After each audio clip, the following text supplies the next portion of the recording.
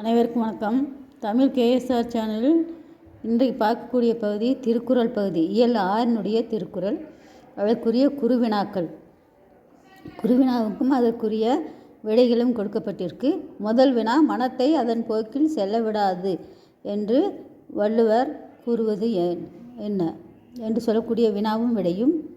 அடுத்தது, உருவு கண்டு எல்லாமை வேண்டும் உருள் பெரும் தேர்க்கு அச்சாணி அன்னார் உடைத்து. குறட்பாவில் ஓமை பொருளோடு பொறுத்துக என்று சொல்லக்கூடிய வினாவும் அதற்குரிய விடைகளும். மூணாவது வினா, மன உறுதியின் தேவை பற்றி திருவள்ளுவர் யாது கூறுகின்றார் என்பதற்கு இதெல்லாம் உங்களுக்கு ஒரு வரியில் தான் பதில் கொடுக்கப்பட்டிருக்கு. இந்த ஒரு மெல்ல கற்கும் மாணவர்களுக்கு இது மிக எளிமையாக பயன்படும்.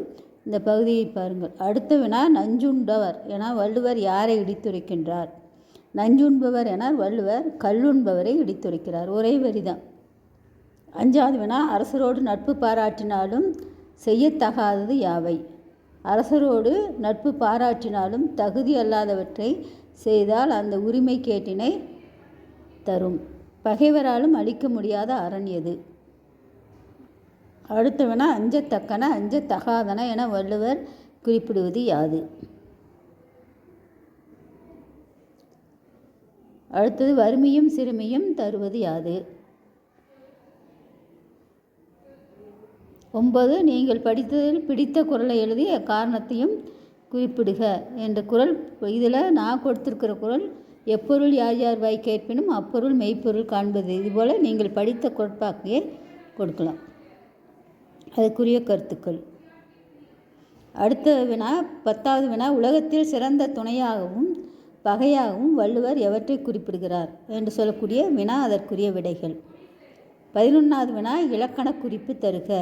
ஒரி, படுப்பதும், சொல்லுதல் என்று சொல்லக்கூடிய சொற்களுக்கு இலக்கண குறிப்பு. ஒரி என்பது சொல்லிசை அளபடை, படுப்பதும் என்பது இன்னிசை அளபடை, சொல்லுதல் தொழிற்பெயர் என்று சொல்லக்கூடிய பகுதி. அடுத்தது, நீர் குளித்தானை தீதுவரியிற்று என்பதன் பொருள் பெருந்தேர் புணர்ச்சி விதி என்று இதில் 13 குறுவினாக்கள் உங்களுக்கு கொடுக்கப்பட்டிருக்கு. ஏற்கனவே இதில் 1 மதிப்பெண் வினாக்கள் உங்கள் பாடப்பகுதியில் இருக்குது. அதுலேயே நீங்கள் படித்துக்கலாம். இதில் 2 மதிப்பெண்கள் வினாவும். அடுத்தது சிறுவினா. அடுத்தது, பெருந்தேர் புணர்ச்சி விதி கூறுதல். பெருமை கூட்டல் தேர் என்று அதுக்கு ஈறு போதல் இனமிகள் என்ற விதிகளை பயன்படுத்தி சொல்லக்கூடியது. அடுத்தது சிறுவினா. சிறுவினாவுக்கு உங்களுக்கு 4 மதிப்பெண் வினாக்கள். சிறுவினாவிலையும் உங்களுக்கு 6 வினாக்கள் கொடுத்துருக்கு. அறிவின் மேன்மையை பற்றி திருவள்ளுவர் வழி நீவி குறித்து கருதுவன என்னும் வினா, அதற்குரிய விடை. அடுத்து 2வது வினா, மனத்திற்பம் அவசியமான பண்பு என்பதை குறள் நெறி நின்று விளக்குக. அதிலையும் உங்களுக்கு 4 கருத்துக்கள். அந்த கருத்துக்கள் உங்களுக்கு தெளிவாக தெரிகின்றது. தெளிவான கருத்துக்களை படியுங்கள். அடுத்தது 3வது வினா, சிற்றினம் சேராமையும் நல்லினத்தின் துணையுமாக வள்ளுவர் உரைப்பன பற்றி நீவிட அறிந்தவற்றை எழுதுக. இதற்கும் 4 கருத்து. அடுத்தது